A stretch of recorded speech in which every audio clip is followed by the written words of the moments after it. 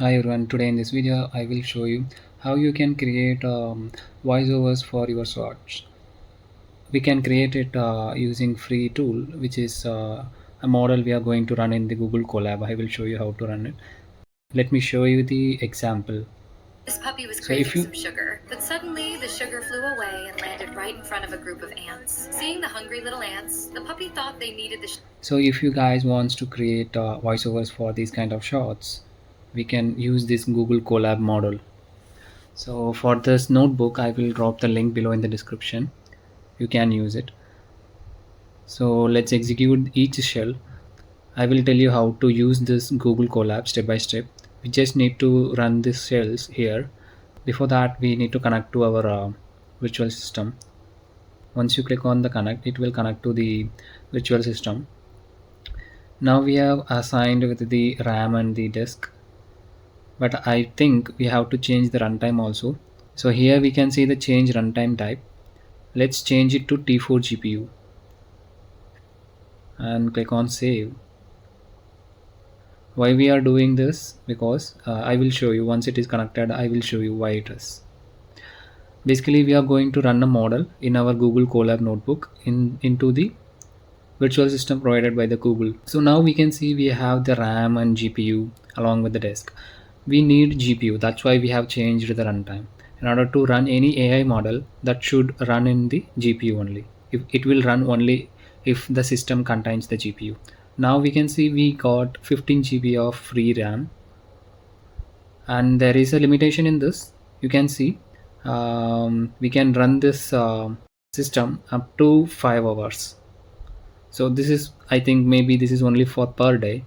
So in the next day you can retry again, you can run the model again into this system by connecting to it.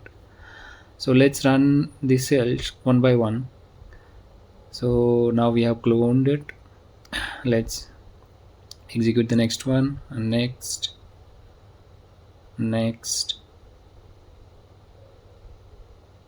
So it will take some time because it is installing some dependencies. Okay, now let's go to this.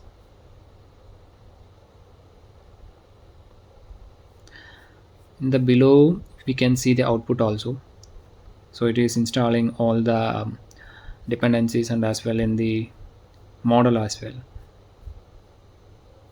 So as you can see, we are downloading some model files, and that will be stored in our file system.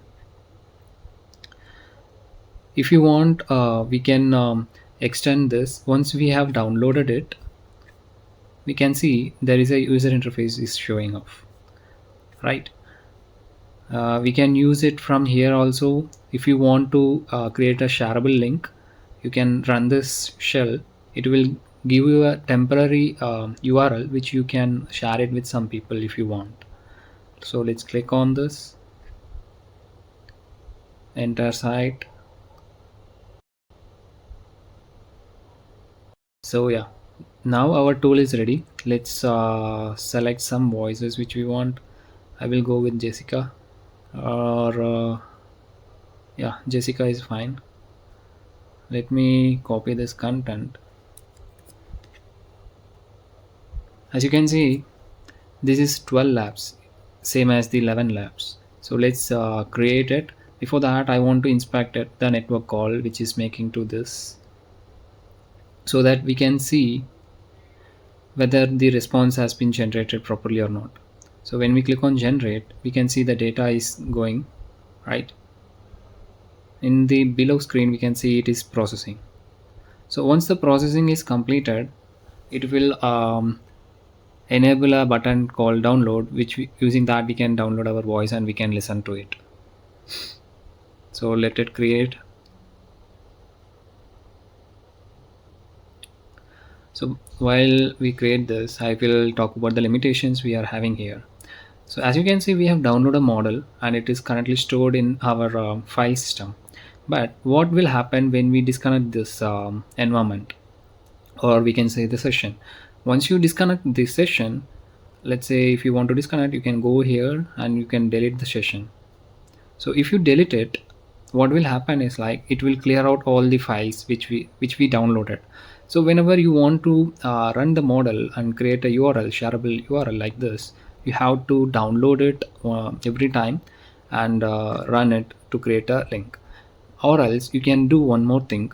If you do some research on ChatGPT, you can find a way how you can link the downloaded model to your Google Drive. So you don't need to download it every time. What you can do is like you can just connect the model which you downloaded and stored in the Google Drive and connect it to this Google Colab notebook. It will automatically reference the model from your G Drive. You don't have to download it every time. So let's check whether it has downloaded it or not. Yeah, so now we have received the response for the text which we have given here. So let's play this and let's check how it sounds. There was a small puppy named Bruno who loved to run around the house. One day he saw a big staircase leading upstairs. Bruno wanted to follow his owner, but the steps looked too high. At first, he tried to jump and slip back down. He felt scared and sat quietly. His owner smiled and encouraged him with a treat. Bruno slowly placed one paw on the first step, then another. Step by step, Bruno kept trying. Soon, he climbed the whole staircase all by himself. Yeah, it sounds really good. Based on my suggestion, I would suggest this kind of audio you can use only for shorts. If you want to, if you try to create a long audio file, and like for example, if you are going to use the voiceover for a narration channel or a storytelling channel, for those kind of cases it may not sound like more natural because this model is not a big model, it's a kind of lightweight model only. So it will be useful for people who are willing to use this voiceover only for shorts. So this is based on my suggestion. If you want to try out for your lengthy video like for kind of storytelling or narration, you can try it out. So if you want to download it, you can just download it. One more thing, do not forget to terminate the session or else the time will go in waste. So make sure to delete the session after you generate your audio. So yeah guys, that's it from this video. Thanks for watching.